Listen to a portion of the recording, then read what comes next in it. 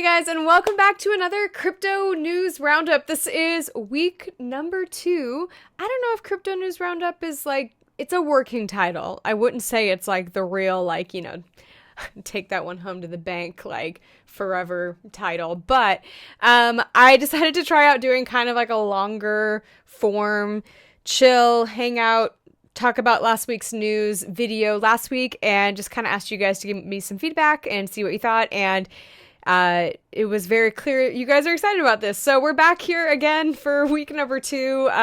What kind of sparked this whole idea, if you will, is just, I mean, I love making like boom, boom, boom, like really fast-paced content. I, as you guys know, appreciate a good costume change, but it is kind of nice just get to hang out and, you know, make something that's just a little bit more chill in nature. So it is Friday night. Just here talking about what happened during the week. Last week I did kind of like more of a screen recording where I was just like a little box up in the top of the corner, and then I kept changing my screen depending on what I was talking about. And I'm trying out something a little bit different this time. I'm pulling out the big guns. I got my like fancy camera set up here because I don't know, I feel like when I watch videos I like to like really see the person and feel like I'm like really, I don't know, like in it with them. And so I didn't really like that I was just this tiny little box up in the corner.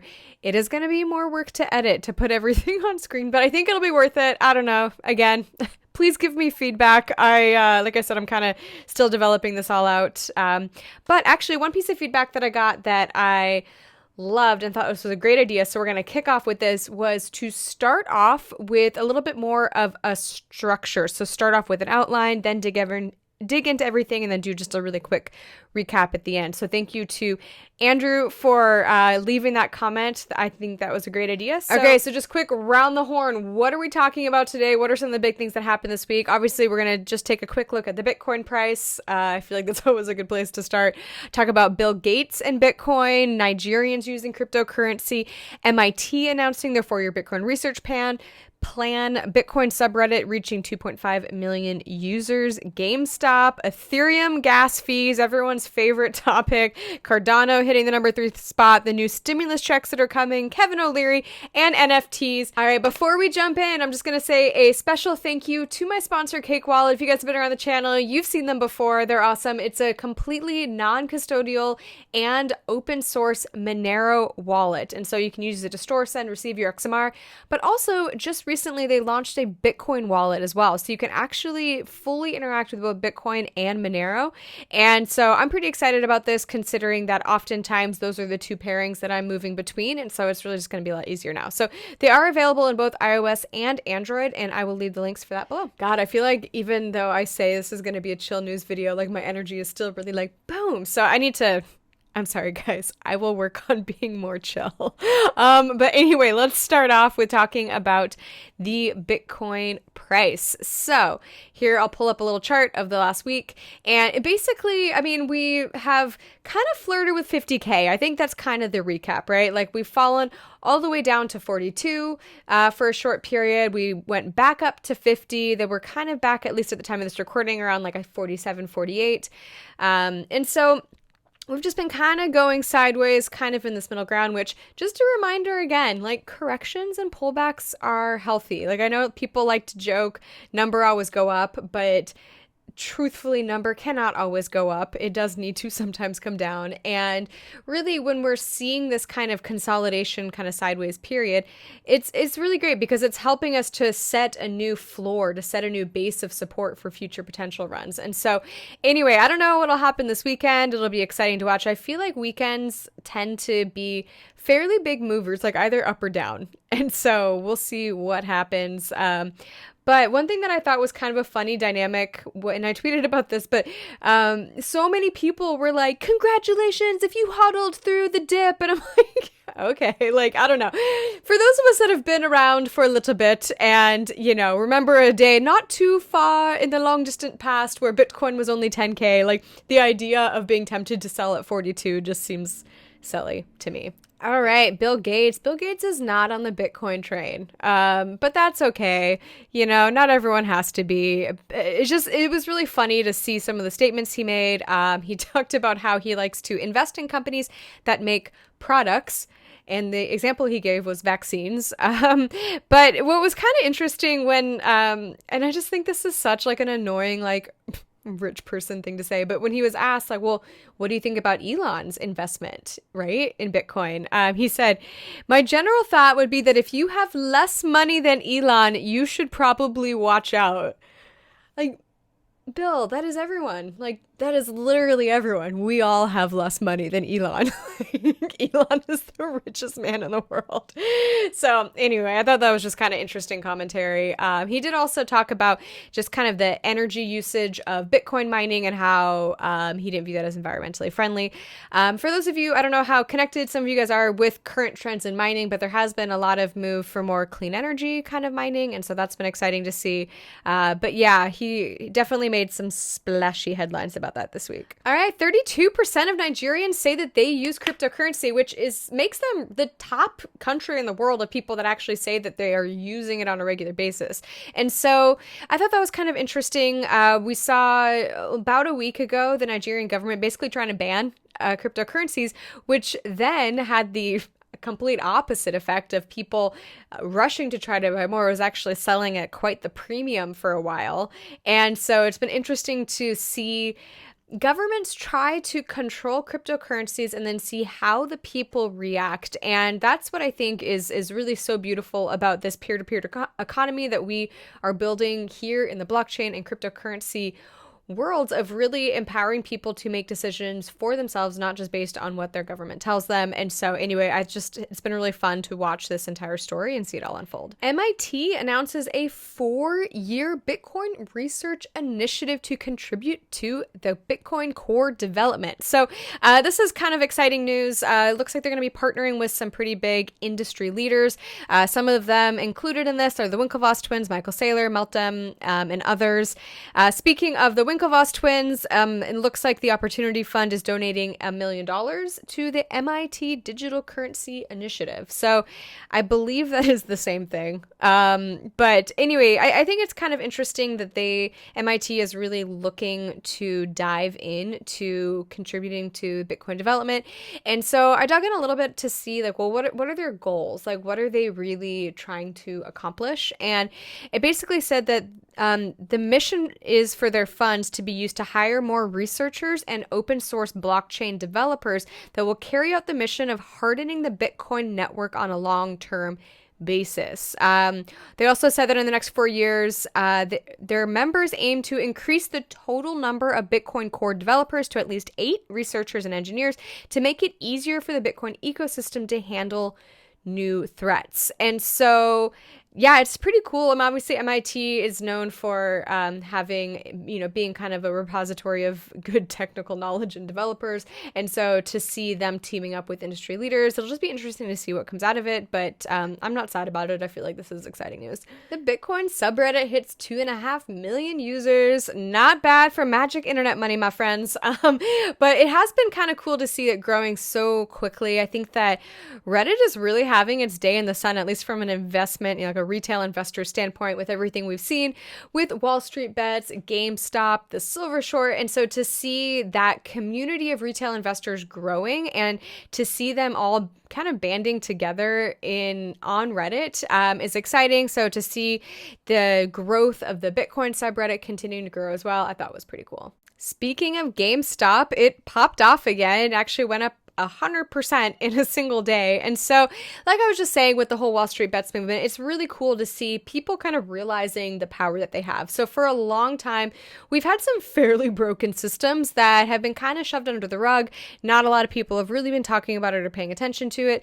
And it really has come to light when these retail investors who by themselves don't have very much power all coming together, forcing answers, forcing these issues to come to light. It's been very, very exciting to watch. And just in general, like, I think it's cool to see people realizing that together we actually can do something. We can affect change. So anyway, I will continue to follow this story and that group as much as possible here on these news segments because I just think it's very exciting. All right, everyone's favorite topic, Ethereum gas fees. Blah. Oh my gosh. Okay, so we actually saw a little bit of a dip in gas fees for a short period of time earlier this week. So I hope that you sent all your transactions. I hope you bought all of your NFTs, did all of the things that you need to do, because it seems like they're maybe not like super, super high right now, but back up again. So anyway, I saw this tweet today that I don't know if it's true. I haven't quite confirmed who this, where this information came from, but if true, this is kind of interesting. And he basically said that in July,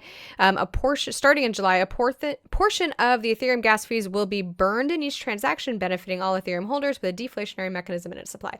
So that'll be interesting to see. Obviously, a lot of people have high hopes with Serenity and Ethereum 2.0 with helping with the gas fees, but yeah, I think this is just going to be a continued conversation. So I know a lot of us like to rag on gas fees, and I get it. Sometimes it makes my stomach turn when I go to do a transaction and see what the cost is going to be. But at the same time, I'm still using Ethereum for a lot of things. I mean, there are alternatives. There's cheaper, faster blockchains out there that I also use, but I just think, when it comes down to it, I really do love Ethereum. I love the Ethereum community. There's a lot of really cool development happening on it, and I really do hope that the Ethereum gas fee problem can be solved, because in my opinion, that's really one of the main things that's kind of holding it back from a consumer adoption standpoint, and when that can be tackled, that's going to be a very exciting day. Cardano hits the number 3 spot, which I know the ADA community has been very, very excited about, just kind of watching this all unfold. The price jumped 25% in a single week. I feel like just last week we were talking about how BNB took the number 3 spot. Maybe it was 2 weeks ago, but it is really interesting to see Cardano pop off. A lot of people are kind of crediting it to the Mary upgrade that happened earlier this month. There's been a lot of momentum happening since then. So anyway, congrats to the Cardano community. I personally wish I had a little more ADA right now, but that's always how these things go. It would be interesting to maybe have Charles on the show. I don't know. Are you guys interested in that? Maybe I should interview him. Could be interesting. Is a Bitcoin ETF coming to the US? With the popularity of the Canadian Bitcoin ETF, which, if you have not been following that, has been going crazy. Bloomberg actually thinks that we could have a Bitcoin ETF approved maybe fairly soon. Of course, never say anything is going to be soon when it comes down to like US legislators agreeing on something and approving something. But I don't know if I'm pronouncing this right. I want to say Kobe, but it's like Cabo, CBOE, is seeking approval to list a Van Eck fund. So I know that there's been certain players here in the US that have been really pushing to get a Bitcoin ETF approved for a long period of time, but it is exciting to see kind of this momentum shifting and seeing some of these players actually putting proposals out there, trying to get this approved and pushed through. And the fact that now there has been a North American Bitcoin ETF up in Canada is definitely bullish for that. All right, stimulus checks are coming up, supposedly. So here's what you need to know about the $1,400 stimulus check. They just recently voted to kind of lower the income threshold for it. So it was a little bit higher before, but now basically if you are an individual in the US that makes $75,000 a year or less, or you are a household of 150 or less, you should be eligible to get the $1,400 stimulus. So when will we see these potentially come out? Well, supposedly legislation should be kind of all pushed through and passed by mid-March, and then people should see it about 2 weeks later. But again, we'll see. We're talking about the government here. Kevin O'Leary of Shark Tank is now into Bitcoin. So I don't have a whole lot to say here, except, it has been interesting to watch the variety of different characters that have been vocal against Bitcoin for years to now kind of change their tune and come out. I know we all like to see those like before and after screenshots of various organizations or people that are coming around to Bitcoin. But, even though it's kind of fun to, poke a little fun at that and be like, hey, look at this. I think it's great. I think it's very exciting when we see people, especially like big public figures or big companies or whatever it may be, organizations, news outlets, whatever it is, come out in kind of like saying positive things about Bitcoin that when they used to say negative. I think that's a really cool thing for someone that's maybe what am I trying to say, criticizing Bitcoin to see, be like, okay, like other people have been able to change their opinion, even if even if Kevin O'Leary doesn't change any one person's opinion, it might plant a seed, right? So anyway, I thought that was pretty cool news. Then the last news story we're going to cover, it's not really a news story, it's just I felt like I had to mention NFTs. Like, everyone is talking about NFTs. Paris Hilton, Gary Vee, I'm probably forgetting some big celebrity, but it's been just a wild last couple of weeks with NFTs getting a lot of mainstream attention, which, you guys, I am so stoked on. Like, to be honest, I think that stuff like this is huge for changing the public perception that Bitcoin and crypto is just like nerd money, or it's just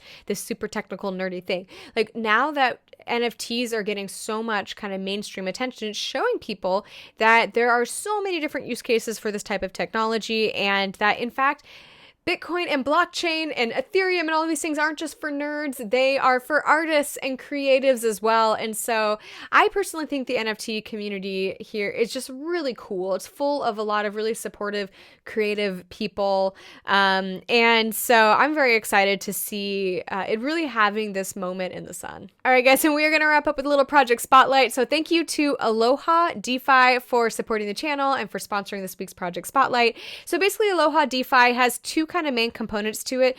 Their first kind of product that they've been building and working on for a long time is a like decentralized Wi-Fi hotspot sharing service, which looks really cool. But what they've just launched and what I've been kind of more focused on and checking out, you know, this is actually a really good segue considering we just talked about NFTs, is they just launched an NFT platform where you can actually be earning NFTs by staking your Aloha. So anyway, I thought that was pretty cool. It's really fun to check out the artwork on their first kind of round of NFTs that they just launched. It's basically just really cute artwork of a bunch of people surfing, which makes me wish I was at the beach.